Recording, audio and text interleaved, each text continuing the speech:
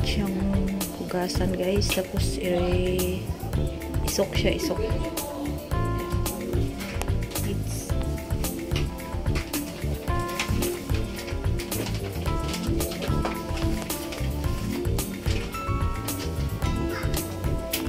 Ito din hugasan siya, tapos i-ano siya ng asin. Tapos may manok. At may pinakuluan na luya at saka sibuyas. Is boil ready mo?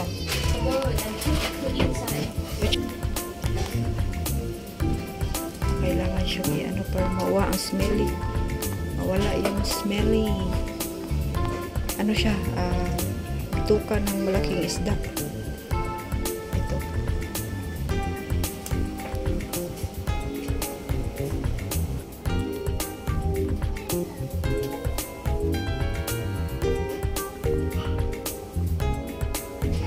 Ito yung scallops. Cherries. Ano pang sabaw.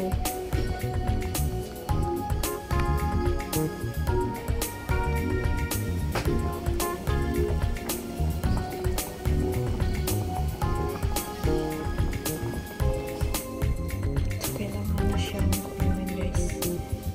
5 minutes lang pinakuluan para mawala yung langsa.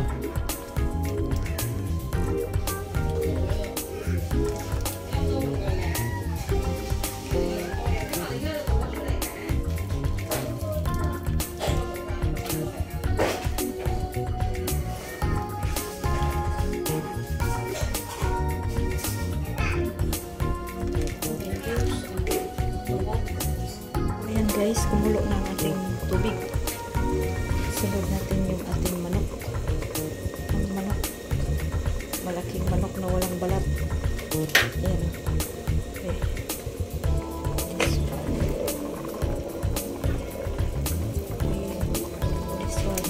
Nahampa ka ng manok. Mga sobra-sobra to at dinagdag na lang natin guys. Parang yan natin siya. Parang pumuti yung manok ba yung manok sa ibabaw. Parang magpugasan siya guys.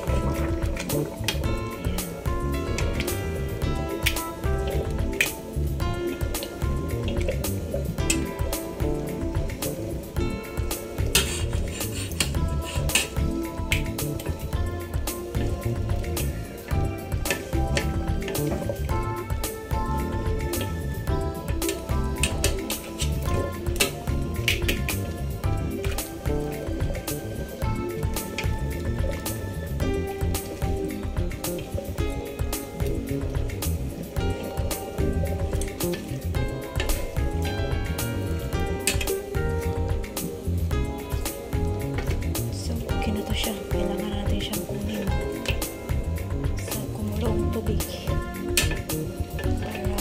para mawala lang yung ano niya ba pula. Ayan.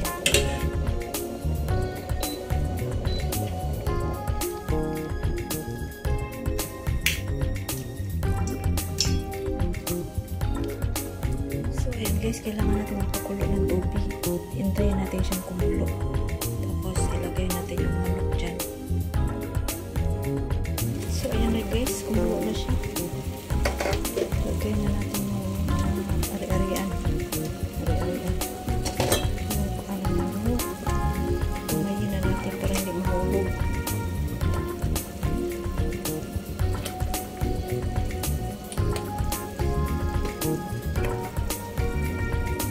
Ayan.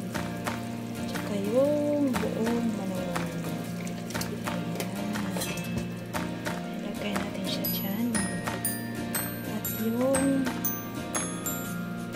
Ito, yung malapad na dangdaw. Bunga ng ano ba yan? Bunga ng magumay.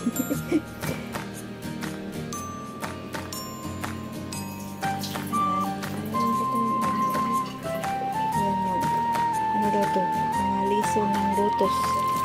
Ayan, liso ng lotus. At saka yung scallops. So, hintayin natin siya mga 20 minutes. May idagdag na naman tayo dyan na may idagdag naman tayo na ibang ingredients sa yan. Ayan guys, naidagdag pala tayo dito na ano guys, pahinaan natin yung ating apoy para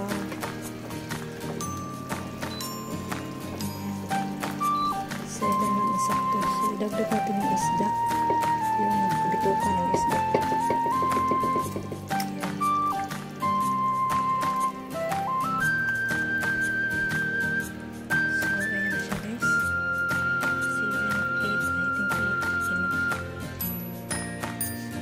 Isunod na natin yung ano kasi tapos na ang 20 minutes. Ayan. So dito naman tayo sa pang 30 minutes. Magano tayo ng